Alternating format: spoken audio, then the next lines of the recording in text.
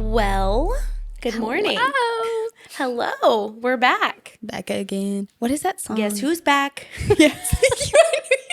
Back the only again. part that was stuck in my Ooh. brain was that, yeah. I'm Slim Shady the Okay, here we go. I'm so excited for today. Same. We are going to be talking about something that is very relevant to our week. The most relevant. Very relevant. And it is the power of owning your mistakes. Yeah.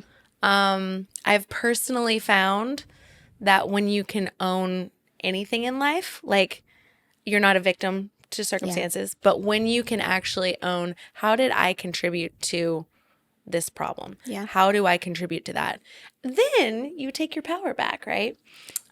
So I want you to share a little bit about what we encountered with an agent this week that, my goodness gracious, she did not own her mistake. To say the least. I think before I even go there, though, when we own our mistakes, too, that's when growth happens, right? Yeah. And we get to move from who we are now to who we can be. Right. And I've seen that over and over again in my life. And I honestly hate owning mistakes. Well, it's Like, not, it doesn't feel good. no, it in doesn't the feel moment. good. It kind of hits your ego a little bit. Yeah. You're like, wait a minute, I don't Yeah. have it all together. But it is. It's the most powerful thing I would that agree. can move you forward in every area of your life. I would agree. Yeah. Okay, let's take this to real estate really quick. Had a listing go live. I think it was actually, we were recording last time, weren't we? That was the crazy week. We talked about pivoting. Oof.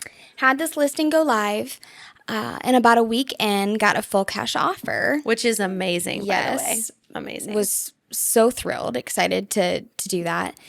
And a sweet couple from out of state, moving down here, whatnot. Well, as we walk through the process of the contract, and I don't want to get too far into details, but this agent clearly kept making mistakes and was not representing her buyers to the best of her ability. Not at all. Not at all. And as the seller's agent, I am here to represent the sellers. I'm not here to pinpoint every little mistake that's made on the You're not here to other, educate the buyer's agent. on the other You're not end, here to help which is them. honestly a little tough for me. I wanted to be like, a you know couple what of you're doing? times. And of course, like nothing that we were doing on our end would have been like malicious or like, haha, we're getting away from something or getting away with something. It wasn't like that at all. But there was just things where I'm like, I don't know if she actually knows what she's doing. Yeah. And sure enough, she did not. And it left quite a bit of money on the table for my sellers. Her buyers thought they were getting about $15,000 at closing. But because it was cash, they didn't have a lot of closing costs. And so, Yeah, and the way that paragraph is written in the contract is up to this amount. yes. And if she had have known how cash deal operates versus a Yeah. loan, a conventional loan, FHA, VA loan, they're all very different, and you have to know that. Yeah. And she didn't. And like we said, it wasn't your job to educate her. Your job is to represent your client. Yeah. And so Yeah. So we got probably about a week from closing, roughly. And they got settlement sheets, the buyers did, and realized that a where's big this error was made. $15,000? I don't think the buyers knew that it was on their agent, which is okay. I don't think she was sharing that information on that end, based on my experience. But of course, we had to kind of go back to the drawing table. And in that conversation that I had with that agent, I said, ooh, like this is a mistake on your end. Of course, my sellers want to meet your buyer in the best place that we can. And I will talk to them, but I think we need to look at how do you take responsibility? And she very literally told me no. Like she wasn't going to maybe give up some of her commission, which is something that I would have looked at immediately. Absolutely. Of like, I made a huge mistake. I'm going to help my buyers still get what I promised them. And there was just no budging. Luckily, I had great sellers, and I had already prepped them on my end that this is a mistake on her end. We're gonna we walk knew it going in. out. Yeah. We're gonna walk this out and see what happens. But no, you're probably still gonna have to be giving this money out at the end of the sale. So the sellers both just decided it was worth not walking away from a cash offer, and they really wanted to get the sale done. So they decided to move forward. But I mean, she could have completely derailed the sale because of her inability to just even humbly come and say, I made a big mistake. Exactly. How do we come together and rectify this for my buyer? There was no humble approach there. It was a very strong arm. I did nothing wrong. And so it had a fine ending. Yeah. But I think it was just one of those moments walking it out. I was like, man, why is she not willing to just take a moment? We all make mistakes. Yeah. We all make mistakes.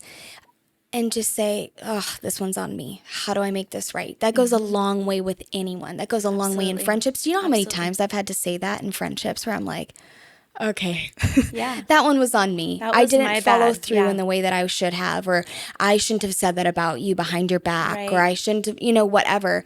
And that's learning and growing as a human being too. So anyway, that was my story. I think you have another example as well I that's do. kind of in the middle of it. Yeah, I do. And I just want to kind of piggyback on that. I think I listened to this podcast one time, or it was I don't remember, an audiobook or something, but she talks about the power of a sincere apology. Yeah. And one of the things, like, you don't just go, oh, I'm sorry. Like, I spilled wine on your shirt and I ruined it. Right. Right. What I should also do is rectify the situation and offer to buy you another one. Right. Like, it's not just like, There's more I'm power sorry. behind it than just your words. Right. Right. There's action. And also what you can tend to do is like explain away, I'm sorry, but I'm just so tired. I had a bad day, blah, blah. All of those things are true. And you don't want to like minimize what you're walking through. But the true power of going, I'm really sorry. I messed up. How can I fix this? Yeah. And it really does go a very long way, even in any profession, I would say. If you go to your boss and you go, hey, instead of trying to cover up, trying to strong arm, which I feel like that agent was doing, it was like, well, we'll just back out of the deal. And it's like, I guarantee you her clients had no idea that that was on her. And how I would have handled that, it would have been hard. But I would have been like, hey, guys, I haven't done a ton of cash deals. I didn't understand paragraph 12A as well as I should have. I learned a lot, but this is the repercussions. And I want to make this right for you. Yeah. And I would be doing the same thing with the other agent. And I think that just goes a really, really long way. And just being able to apologize, like swallow your pride, let your ego die, and say, I'm really sorry. I did not get that right. I think it's, in a weird way, like very relationally connective. It's endearing almost when somebody can take that responsibility and sincerely say sorry. Yeah.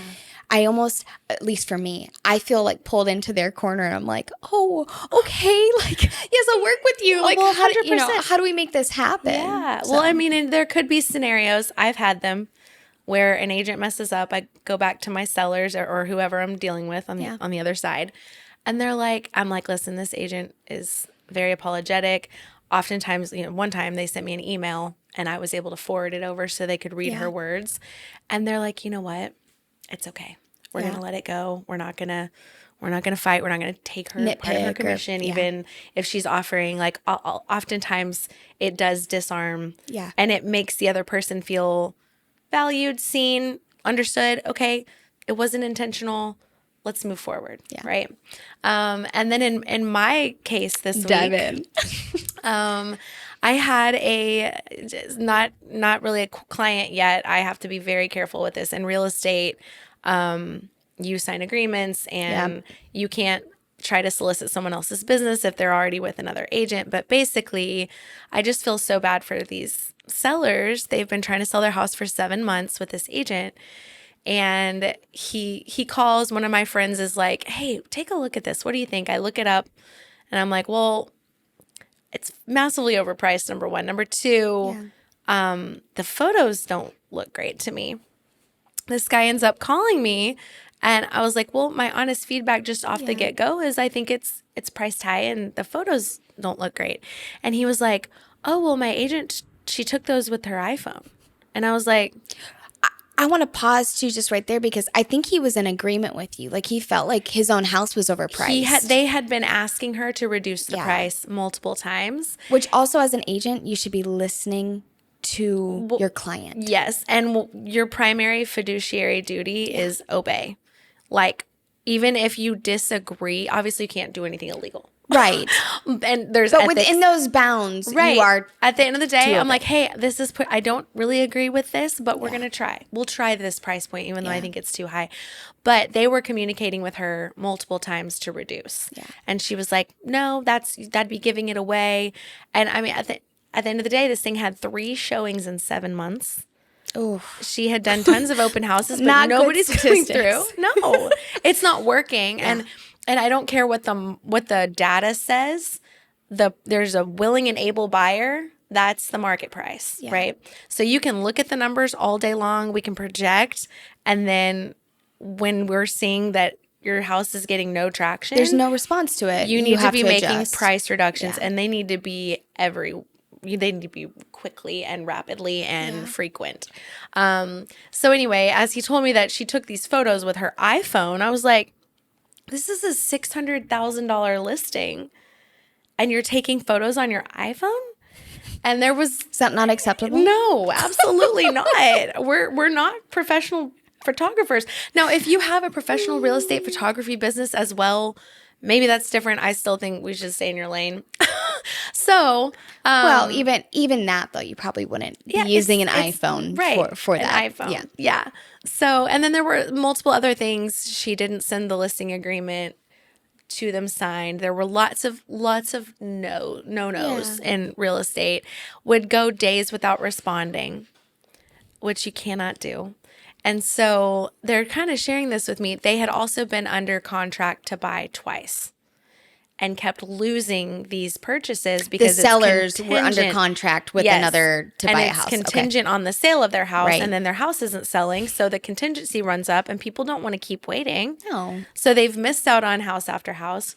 They've had to get out of the home. Well, they're probably losing money too because option period, inspection, all that kind of stuff. I mean, so many Goodness. things. Yeah. So I was like, man, and then they're trying to just have a conversation with her, like, hey, this isn't working. We'd like to terminate the listing agreement, which everybody needs to be. I understand listing agreements are in place to protect agents too from someone going around and selling it with someone else behind their back. There's reasons for the listing Protects agreement. both parties though. Absolutely. But if you are doing your clients a disservice and not communicating, not listening, Yeah.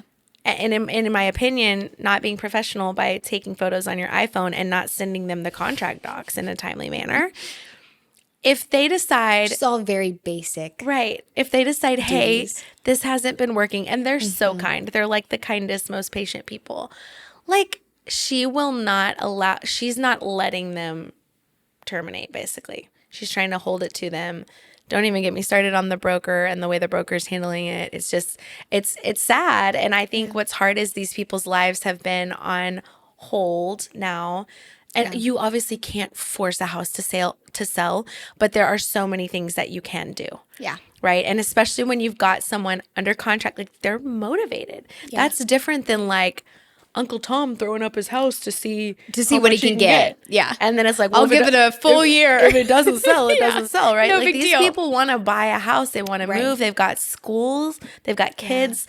And so it was just one of those moments for me where I'm like, wow. And thankfully, I've never had anyone want to terminate a listing with me or a listing agreement or a buyer rep agreement. I've never had that. But I'm like, man, if someone doesn't feel like this is a good fit,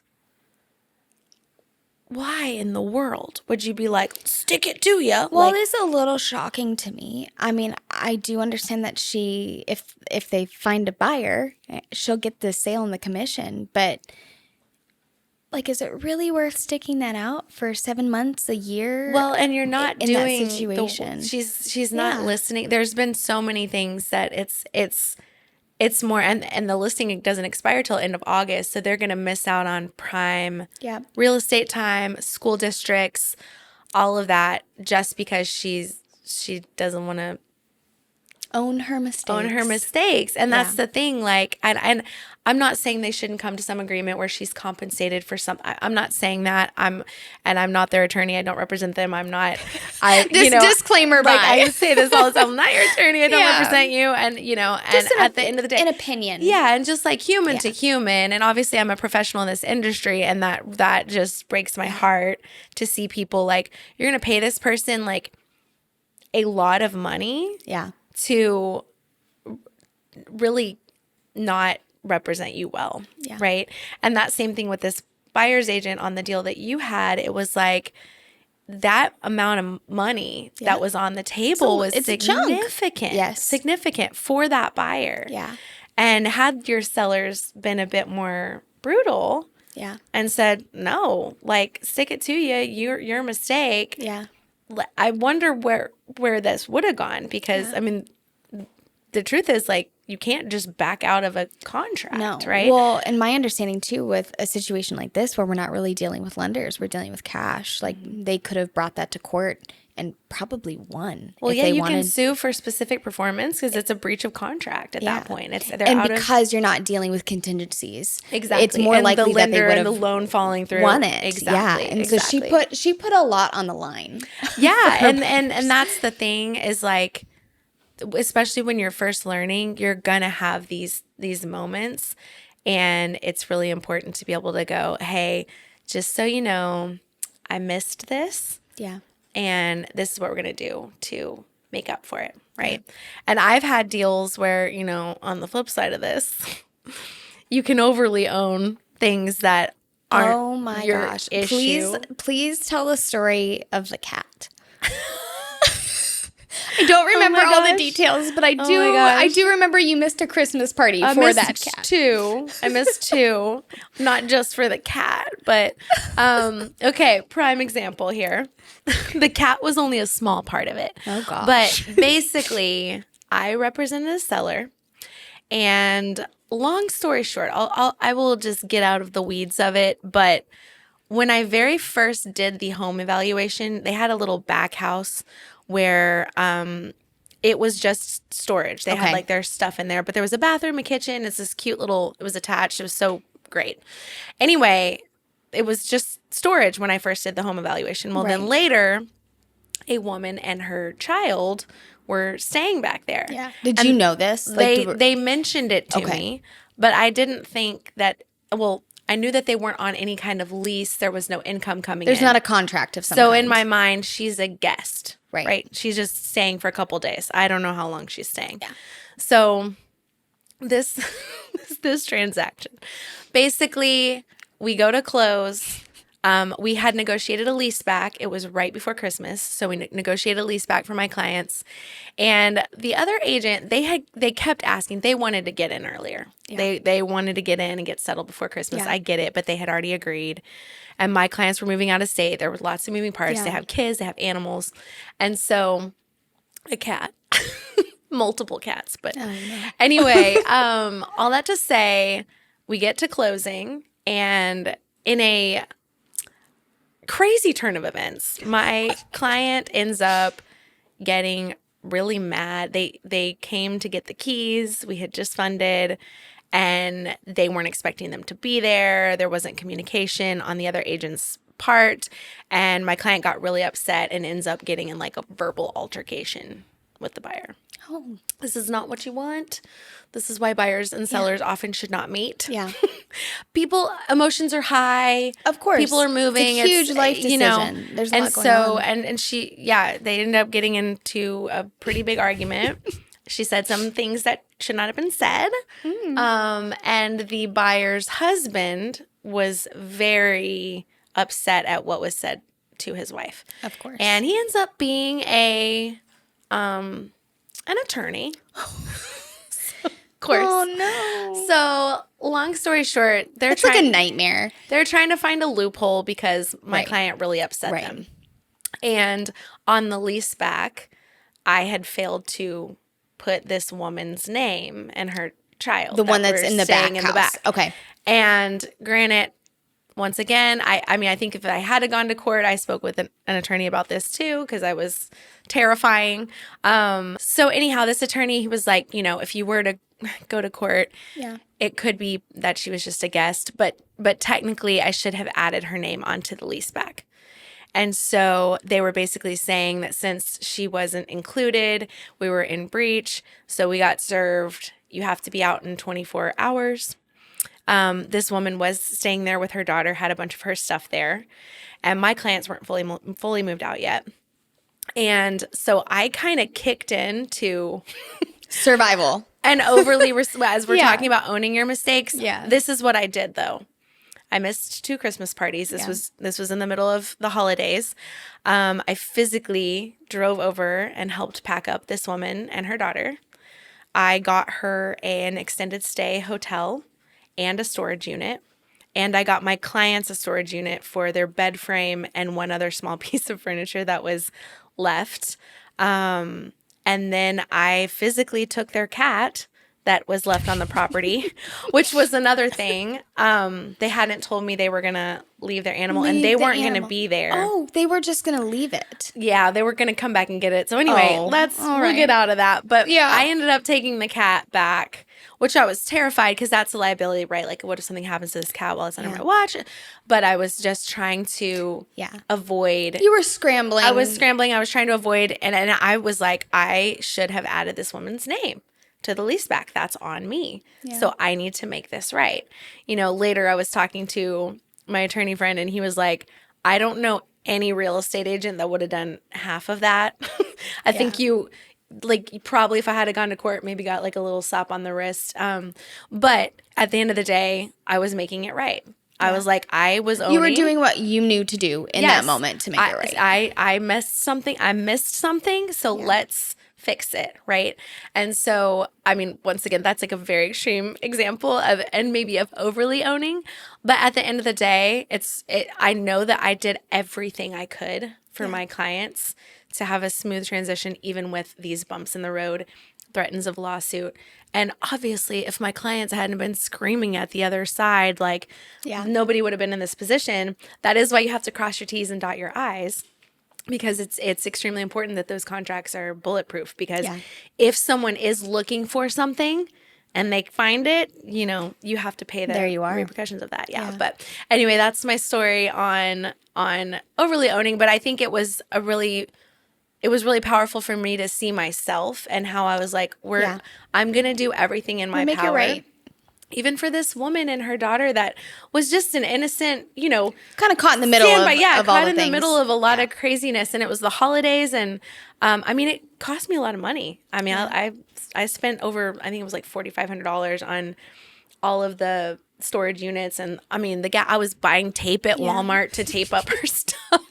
And it ended up being a sweet time. Thank God for 24-hour Walmart, right? Oh my gosh, right. But anyway, I share that to say that when I deal with other agents or people that just won't own, it's like, even if this wasn't all your fault, or there was somebody else down the road that you could maybe pass the blame to, like, take ownership of the fact that you missed it and then make it right. And I think it's really powerful when you could do that. You're going to get so much further in life, no matter what. Yeah.